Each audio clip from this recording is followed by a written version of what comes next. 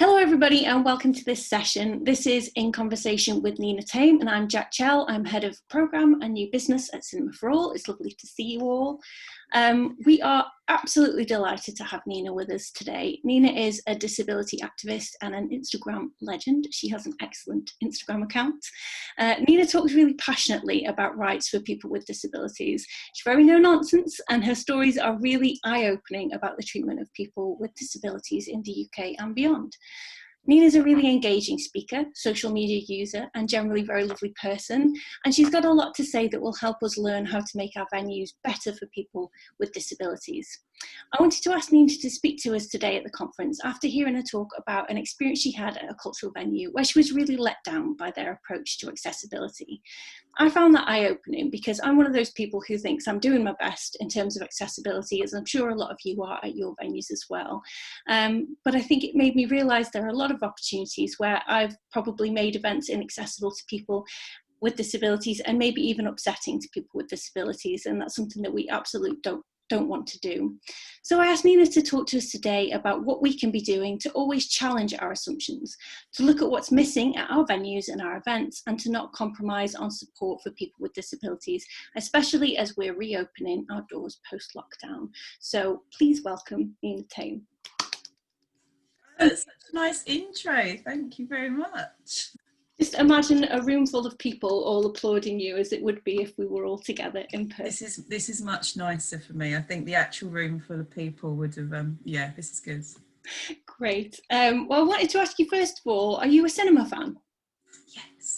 Yes, very much so. Yeah, yeah, always have been. I've not sort of been in a wheelchair all my life, so I've only been in a wheelchair for the last couple of years. So yeah, kind of navigating, trying to still go to the cinema has been a bit of a thing. It's one of my sort of accessible things where it's like, oh, it's really disappointing because we've just had so many disappointing incidences at various cinemas. So yeah. Yeah, and what is it like when you go to a cinema space? Do you normally go to like a multiplex? Yeah, well, so our local cinema is a multiplex. It's an Odeon, if that's all right to say. And actually, we're really lucky with that one because you go through the doors and the disabled seats are always at the back, which means you get a nice sort of view of the screen because a lot of cinemas, like big cinemas, put the disabled space right at the front, which means you're sitting there and just, it's like the worst seat in the world because you just get a massive neck ache. So with our local cinema, we're really lucky. But so me and Jace used to go to an independent cinema in London we had our first date there basically, and then every year we would return there. But they're just not accessible at all, and it's downstairs. There's just no physical way at all that somebody in a wheelchair can go in there. So that was like a really big disappointment because it was such a tradition that we'd always done. So yeah, that was a bit rubbish. Is that Prince Charles Cinema? Yes, yeah. I love them, and it's not, apparently they have tried to look into it, and it's sort of the council being whatever. But yeah, so that's sort of a bit of a disappointment. And I think one that amused me as well was another massive sort of I can't remember which cinema it was, but it was a big multiplex, and often the wheelchair space, which is fine, will be a space to park your wheelchair. But for somebody like me, I could technically get out of my wheelchair and transfer into a seat that was next to me, but there's never ever that option. So this one particular night, it was me and my friend, and the disabled sort of little parking space was next to this huge reclining chair. So she got to sit in this like leather chair, feet up, and I think it was Avengers Endgame, which was like, I don't know, very, very long. So I'm just sat in my wheelchair. And actually, I think that's quite a misconception in a lot of places, is that people think that, well, you're in a chair, so that's your chair.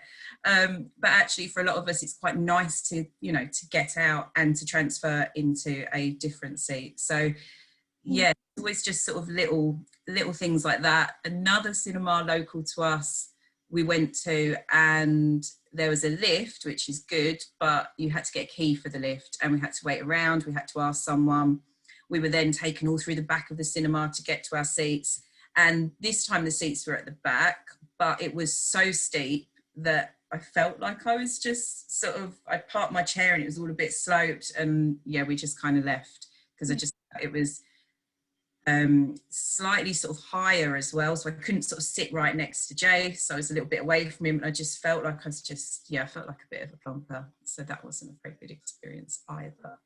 So yeah, on the whole, it's, yeah, from the big chains, it feels like sort of bare minimum. Even things like, you know, and again, talking about the big cinemas, you know, if you're in your normal seat, you've got your drinks holder and all of that. But when you're just, you know, okay, well, you can park your chair there, you don't even sort of get any of that. And it's just like little things that you just feel like they're like, oh, well, there you go. There's your one space that you can sit in your wheelchair. And if we're trying to book for all of us, so I've got 4 children, so if we're trying to also book for a family of 6 for anything, it's presumed that I would only need to sort of take one person with me. Yeah, I think you're so right about those spots. There's usually one spot per cinema as well, so there's only enough for one person that might be a wheelchair user to come along to that screening. You make such an important point there about choice. You know, you should be able to choose where you sit, and I think perhaps one of the strengths of our groups, if you're a community cinema, is that your space might be more flexible. So you might be able to move around the chairs, you might be able to move positioning, so that's already something really great for people to bear in mind, to be a bit more flexible. Not naming and shaming when we came to Prince Charles, by the way. We know that a lot of cinemas are older, so you know, but it's one of those things that you're completely right. I think when I was an usher in a cinema, it did often feel that people who were wheelchair users were the afterthought, and you're completely right, our spaces were right at the front with the neck ache, and perhaps 2 seats next to it, and you'd sort of be in your own little space. You wouldn't even be part of the audience, you'd be kind of separated out, which must be another really frustrating thing for you. Well, it's just things like, you know, being able to, you know, be up close to Jace when we're at the cinema, which is what couples do, isn't it? You want to hold hands and all that stuff, and there's always like, you know, a good gap between you, and so you just feel like, I feel like I'm just here on my own, this is weird. So there's not much thought gone into it. Yeah, absolutely. Just to move away from cinemas at the minute, I think one of the reasons, as I said in the intro, I wanted you to talk was you were talking about on Instagram a really bad experience that you had at a London venue where you'd gone with your little boy. Could you share that story with people, if you don't mind? Yeah, of course. So what made it worse is I'd had a really, really good experience with them. I had been previously with a friend of mine to see a live event. It was an author who was giving a talk. Our seats were at the front, but obviously that's ace. If you're literally in front of a stage, that's really good. So it was really good seats. The staff were really helpful. We just had to come in through this back entrance. It was all good. I was like, this is brilliant. So when I saw that they were hosting some kind of family events in half term, I was like, I can do this. I can take him on my own. Like, this could be the first time, you know, in my chair that, you know, me and my little boy, we can go out on our own. So I purposely bought like the same sort of, the same tickets, like in the same place and all of this. So we got there. And whereas before, like, somebody had kind of been on hand straight away, like an accessibility person who sort of showed us to all of that, it was just a lot more chaotic. There was a lot of families there, kids there. Nobody quite knew where our seat was. And then we got told where to go, and we got directed to, so it was like 4 stairs down to get into the theatre part. There was a massive queue of people, and we were directed to this, they're a platform lift. My face, I hate them very much. So platform lift is literally, it's a platform that you get wheeled onto and then it goes down, but you can't operate yourself. So I couldn't get on it with Clark, like, you know, like you'd get in a normal lift and just press the button and go where you want. So I had to be sort of put on it. Luckily Clark was sort of 6 at the time, because he couldn't come on it with me. So I had to tell him to wait at the bottom of the stairs where I could see him. So I was already a bit like, okay, I'm not that keen on this. And they just couldn't get the lift to work. So I'm sat on this platform in my wheelchair, Clark waiting for the bottom of the stairs to me, you know, one member of staff, then another one, and all these people gathered around, the whole queue staring at me. And I just felt so out of place. And yeah, it was a really embarrassing and I felt really vulnerable. And then eventually they got me off that one. They took me around to another one, and that one worked. But even so, it was, again, bare minimum of accessibility. You know, they're very slow. They're very, you know, everybody's looking at you. It's just not a pleasant experience. Yeah, it was. And I think because, you know, I'd been so looking forward to it and so convinced that this would be okay, that I could manage this. And, you know, we managed it. We didn't die. It was all fine. We went to see the show. But yeah, I didn't, you know, it just made me feel very vulnerable, which I'm not very into. No, and really visible as well. I imagine lots of people saw your experience. I think it's one of those ones where that venue probably thought they were great. They probably thought, oh, we spent all this money on this lift. And they probably put all over their website that, you know, we're super accessible. We've got this swanky lift. But do you think it's a case of perhaps them not talking to people enough to find out what the actual experience of using that machinery is like? Yeah, I think a lot of places do, you know, okay, we need a wheelchair lift, so that's what we're going to get, and this is the cheapest option, and this is what will work. I think communication definitely is one of the biggest things. I don't think places consult disabled people to actually, like you say, to find out what it's like. You know, even things like that day when we went, the automatic door, you know, wasn't working. And it's just little things like that that enable me to be able to get in somewhere without anybody else's help, because I don't want to have, you know, people's help constantly. So then, you know, you're having to wait for somebody to help you with the door and stuff like that, because they're those big, heavy ones. And I think it's priority for a lot of places. You know, we've only got a certain amount of money, so are we going to fix that door, or actually we need to spend it on something else? So I think a lot of the time accessibility is very low down on the list, and I think a lot of places kind of do the bare minimum to tick the box. Whereas a lot of the time with accessibility, it's kind of, you know, I see it as kind of an act of almost like community care, because a lot of the time making your venues accessible isn't necessarily going to make you a profit, isn't going to necessarily, you know, make you loads of money, but it's just doing it because you care and you want to be inclusive and you want everybody to have the same opportunities and to be able to come. Yeah, absolutely. Following on from that story, because you're a mum and you said you've got 4 kids, and I think a lot of the time people think of people who might be wheelchair users as people who need to be cared for. Obviously you're looking after people and you've got people that you're responsible for. So what is it like in some other circumstances where you've been to cultural spaces with your kids and with Jace, with your family? What's it been like? I mean, a lot of the time we don't, because when it's stuff that involves, you know, seating and tickets, as I say, trying to get 6 tickets in a row by a wheelchair space is virtually impossible. You know, you're only ever able to buy 2 tickets, you know, wheelchair and companion or carer. It's really, really hard to kind of, book anywhere for the 6 of us to go, including me. So a lot of stuff like that we don't tend to do so much anymore. I mean, other days out, you know, if we're going to the zoo and things like that, that's always fine. Then it's just dealing with other people looking at me like trying to work out, is that them? That can't be their mum. That must be somebody they've just brought out for a day. So yeah, you just kind of deal with that sort of stuff instead. Yeah, that's so frustrating. Moving back to cinemas for a minute, if you had sort of a wish list of 3 things that you'd really love cinemas to do to make them more welcoming to you and other people who are in wheelchairs, what would you say? I think my main thing would be to just sort of have the access information just there. Even if places aren't accessible, then have that there, because one of my biggest things that I find I have to do wherever I want to go is I have to search out accessibility information. So, for example, we went to last year we went to see another author giving a book talk, and this with, I'm going to mention these because they've sorted it out since. This was with Waterstones. And there was just nothing about, I bought the tickets because it was for somebody that I absolutely adored. So I just got them and I was like, let's just hope it's accessible. It was being hosted in a community venue. It was being hosted in like a church in London. And there was just nothing about accessibility anywhere, like just nothing at all. So then you have to like email around, can I come too, please? You know, wheelchair users allowed.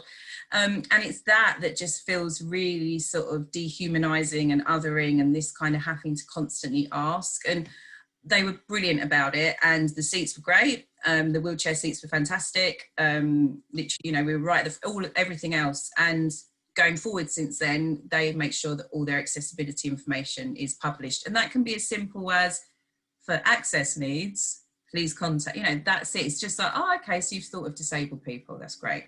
Mm-hmm. So that would be my kind of biggest wish, is just that we're just sort of thought of, you know, when it comes to sort of planning events, when it's putting them on, that, yeah, even if you're not accessible, then say so. Just actually show that you've kind of thought about us at all. And then it's just kind of other things will be, sometimes people will say, yeah, we're accessible. You go, brilliant. We've just got this little step. And then you're like, no, that's not accessible.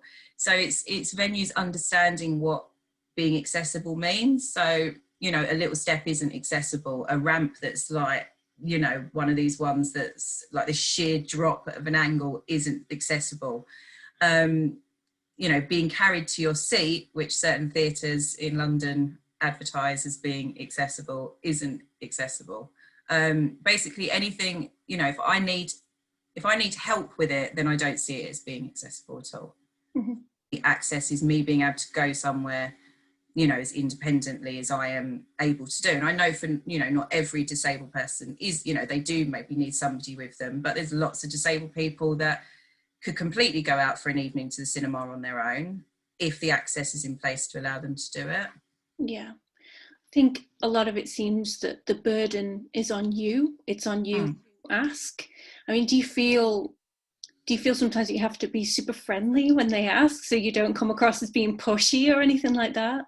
Yeah, I tend to go into sort of polite. I'm getting a bit more sort of not quite so polite now, but yeah, at the beginning I'd be very much like, are you wheelchair accessible, and are you this and are you that, and okay, sorry to bother you, thank you, please.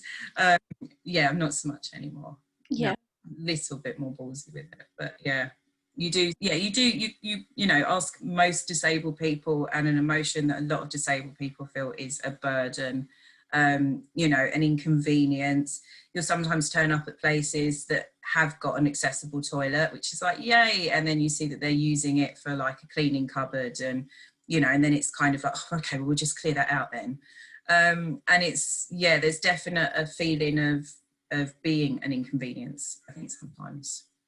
Yeah, definitely. I've heard you talking on Instagram lately about fire escape plans, and I think a lot of cinemas that I know are really, really guilty of doing the shelter in place thing. I know definitely the cinema that I worked at many years ago just expected you to leave a person who was a wheelchair user in the spot and wait to be rescued in the case of a fire or something like that. It was extremely distressing for us at the time as ushers to be asked to do that. We obviously didn't want to. I mean, that must be a horrible feeling for you to know that there's no plans in place.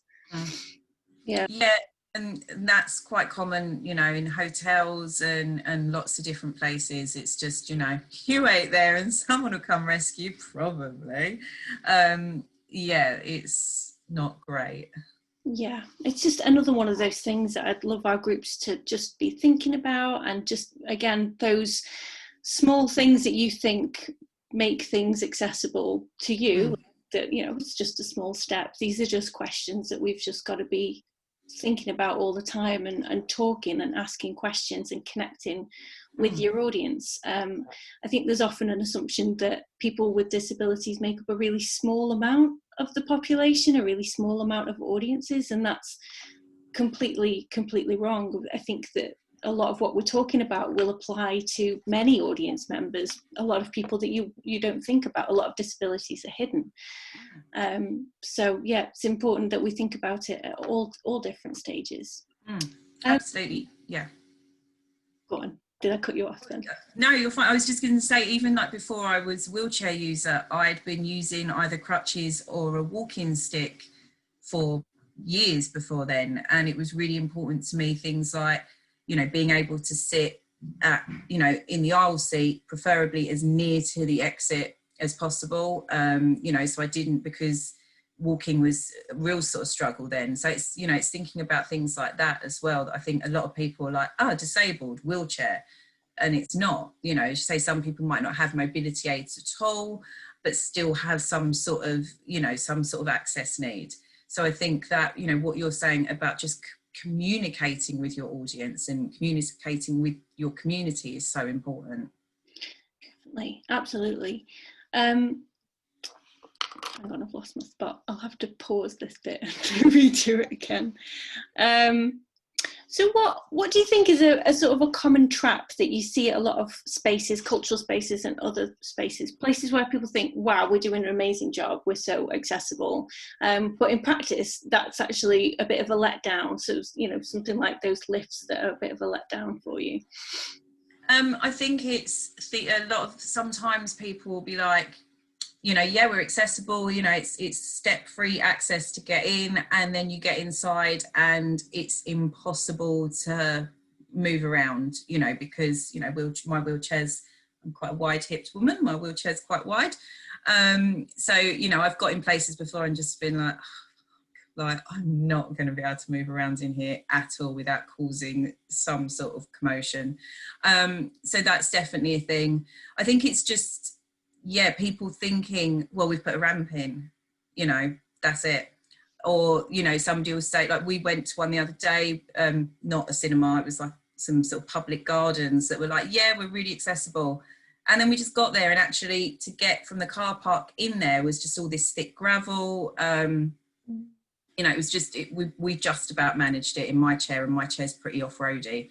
So I think that sort of is the disappointment when you are doing the research and planning to go somewhere and people say they're accessible but haven't thought it through, haven't thought about, okay, are we accessible from the car park to the entrance? You know, do we have the disabled toilets? How is there space inside for a wheelchair to be able to move around? Can the wheelchair get through the doors? You know, it's just those little things. I think it's, yeah, when people just slap a ramp on and say they're accessible when there's just so much more than that.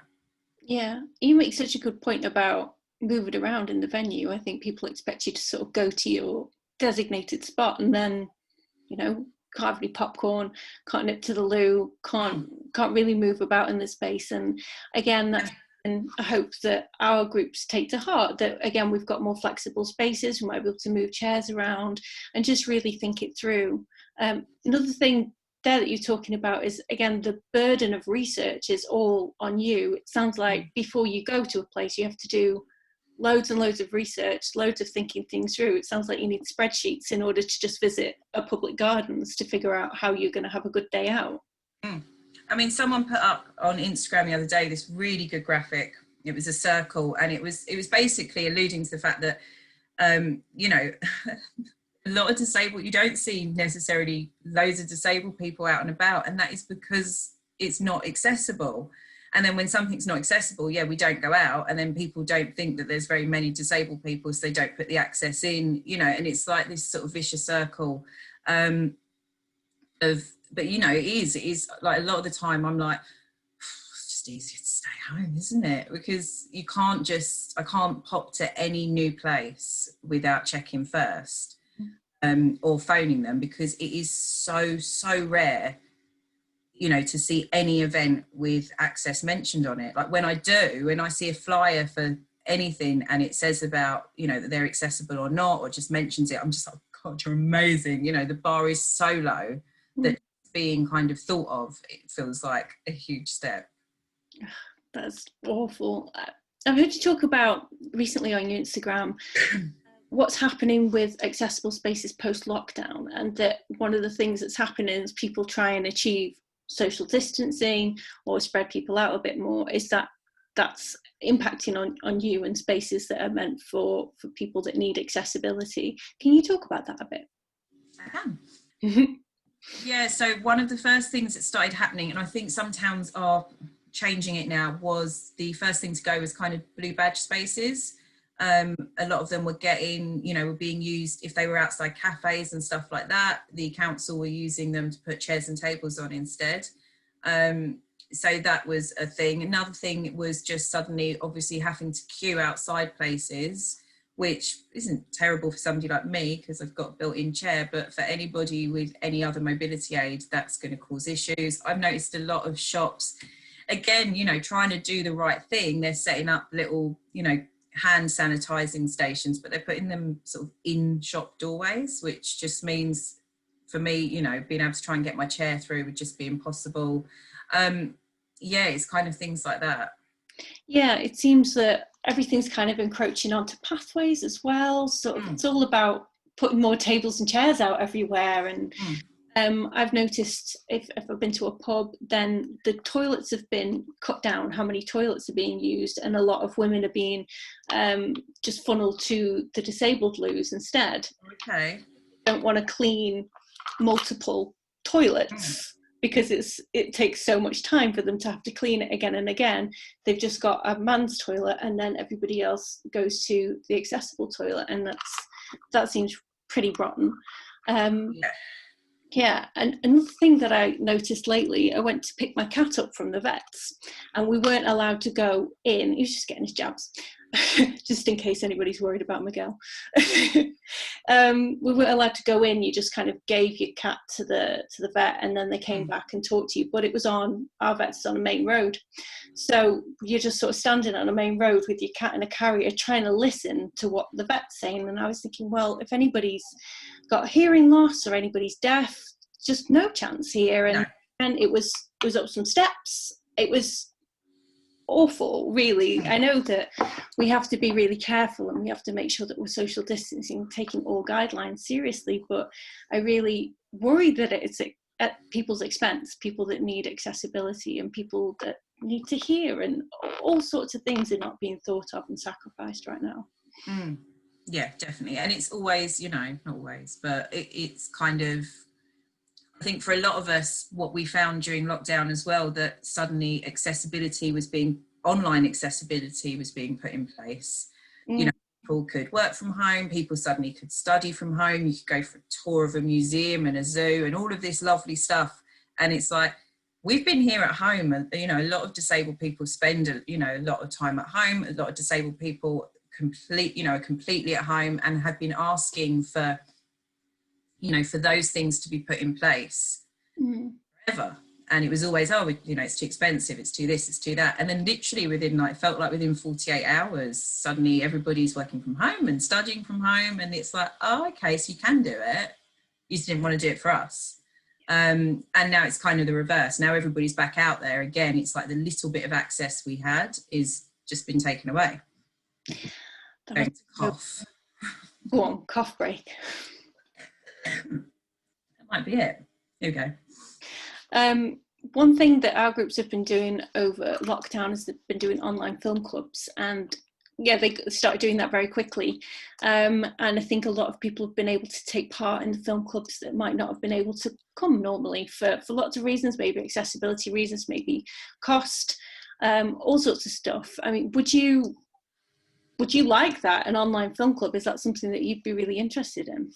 Yeah, and I think a lot of people would be, because, you know, there's so many of us that are sort of building, you know, that our lives exist at home, and, you know, you're trying to create these lovely, fulfilling lives at home, and anything like that, to be able to participate in something with other people and have that connection, because there's still so many disabled people that are still shielding as well. And then they're just watching the rest of the world go back to normal while they're still at home. So I think anything that's in place that allows you to kind of connect with other people and talk about something you're passionate about. And yeah, I think it's a really good idea. Yeah, I mean, it's kind of what community cinemas are all about, really. We care about our audiences, we care about having a conversation around the film. It's not just a watch the film and then everybody goes home and we don't talk to each other. So one for people to bear in mind, you know, keep some of these online film clubs going, because I think that people will really benefit from them all over the country. So as I've talked to you about before we have the conversation, our groups are all volunteers, and they operate in spaces they might not have full control over. So it might be a village hall or a community centre, a library, a school. They're not in purpose-built cinemas, basically. So there are some frustrations for them there in that they don't have control of their spaces, but there's also some flexibility, as I was talking about before, in that the space is more movable and that you can perhaps enact some of the things you would not be able to do if you had a really old, beautiful cinema building that you really do very much about. So what would you advise our groups do in those sorts of spaces? I think, first of all, kind of getting a scope of the space. So some basic things, you know, they're not going to be huge buildings. So some basic things would be, you know, is there step-free access inside? If not, you know, how big is the step? How wide are the doorways? They tend to be, you know, normally average sized doorways. Does it have a disabled toilet? And then I think being able to sort of know exactly what, you know, how accessible a place is, and then that way I think making sure that you are welcoming, you know, however people are publicising these events, making sure that they're putting on, you know, for any access needs, please call, and then to have like a telephone number somebody can phone, and or, you know, I don't know if they have web pages and stuff for the individual ones, but to have a page of access. And, you know, I saw a really good page the other day that literally said, you know, our doors are this wide.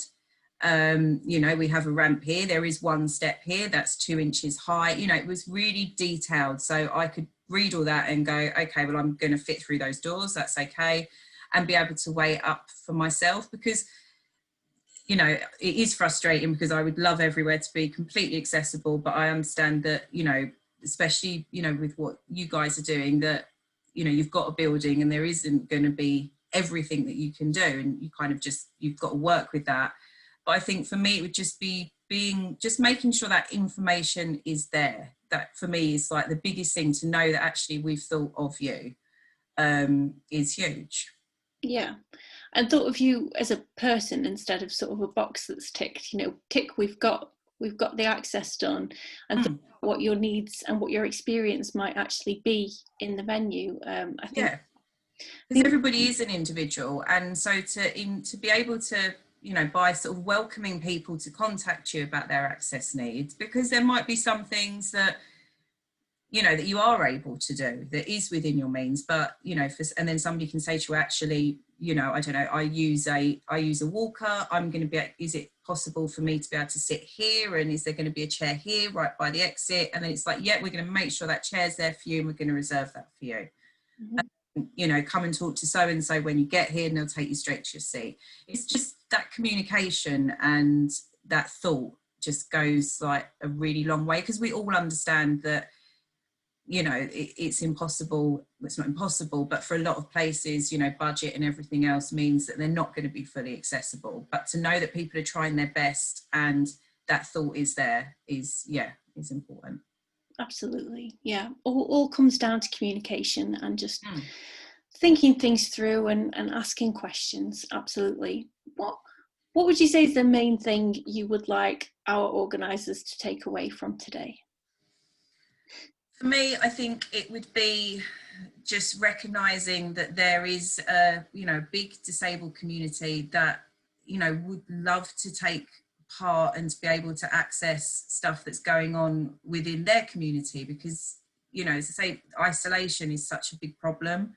And a lot of people don't have the energy to be phoning around and doing all this. So I think for me, it would be, you know, the biggest thing to take away is just mention access when you're putting on anything. Just make sure that you are mentioning access and what your access is like, and, you know, making sure you've got somebody who is dealing with it, and, you know, just yeah, making sure that you're mentioning it just feels like one of the most important things. Absolutely. And we've talked a lot in this session about largely mobility, but obviously there's lots of different types of disabilities, lots of different accessibility needs, and there's all sorts of things that we'd really like people to be thinking about, whether it's people who are hard of hearing, people who might be neurodiverse. As you say, there's just a humongous community of people out there, and you've no idea who's in your audience or what their experiences are, and what their needs might be. So again, it's just talking to people lots and lots, isn't it? Absolutely. And, you know, not in an intrusive asking people questions that they don't want to answer way, but just having that open communication that somebody can come to you, you know, and tell you their access needs. Yeah. I always bang on a lot that as disabled people, this is slightly off topic, but you get a lot of non-disabled people will ask you what's wrong with you, what your disability is, and they always want to know like the medical details, which serves absolutely no purpose. But the best kind of questions for me is, how is the access? You know, how you find, do you need any help with the access? What are your access needs? You know, that is, you know, those are the questions. It's just a very simple question that allows somebody to go, oh, well, actually, I need this. You know, do you have a showing that's, you know, for, you know, neurodiverse friendly, that's a bit quieter, you know, all of these things. It's just opening up that communication for somebody to tell you what their access needs are, as opposed to telling you what their disability is, because you don't need to know that. Yeah, I really love that you've given people the exact right question to ask there. How is the access? That's a really great way of asking things. And absolutely never ask people intrusive questions. You wouldn't, so don't. It's ridiculous. I know that you get a lot of intrusive questions in your life as well. Yes. So we're sort of coming to the end now, and I think you've been just so humongously helpful, and you've given people so much information and so much that they can go away with and think about and work on at their own venues and in their own spaces. Who else do you think we should be paying attention to on this? Do you have any recommendations of other people that are really great at speaking about this, or other people we should be listening to? On Instagram, I'll have to send you them so you can maybe write them down, because Instagram handles are always a little bit strange. Some of my favourite disability accounts would be Carson Tula, who I will send you the name of. Is Sitting Pretty, talks about just living, you know, in a disabled body in just the most humorous sort of just magical way. She's like my favourite person in the whole world. British accounts, Jessica Out of the Closet is a really good advocate, and another two of my favourites are Triple Cripples, who also talk about all of access and stuff. There's a whole, disability sort of Twitter is a huge thing as well. I think literally if you sort of search the hashtag disability Twitter, it brings up sort of a wealth of information. Amazing. And what's your Instagram handle so people can follow you and get all your tips in person? I think I'm Nina. I'm either Nina.Tame or I'm Nina_Tame. I literally can't. I think I'm Nina.Tame. I'd need to check. But Nina Tame, you can search me and come up. I remember when, this shows how long I've been on Twitter, but I remember when you were Buxton the Blue on Twitter, and you got blue hair today. Really? On Twitter as well? God, that was ages ago. Yeah, I have got blue hair today. This is my pandemic hair is going through all sorts of interesting colours. Yeah, back in the day when Barack Obama and Stephen Fry would just talk to you. Weird time. Do you remember those days? Those simpler times. Everybody was so friendly. What happened? Twitter was lovely. It was like the nicest community, and now I just like, oh no, it's just seems a bit scary now. Absolutely. Well, thank you so much for taking the time to talk to us today. I really appreciate you giving up your time and all of your helpful information and your experiences as well. I know it's not always easy to share stories like this that are really, really personal. There's an emotional part of you that comes with it. So I really do appreciate you sharing that with us. Thank you so much for inviting me on. The fact that you are thinking about this stuff literally makes me want to cry. Like generally, it's because people just don't. So whenever somebody does, I'm just like, God, I love you. The fact you're putting this on and you're sort of planting that seed in everybody else's heads as well, I just think is ace. It's really good.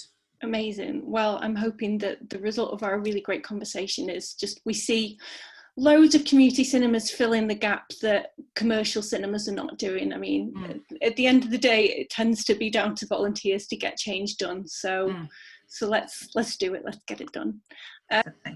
Another thing I kind of want people to take away from today is that disability isn't an other thing. It's a part of life for huge amounts of people all over the world, all over the UK. And it's something that a lot of us are either dealing with now or will be dealing with at some point in our lives in the future.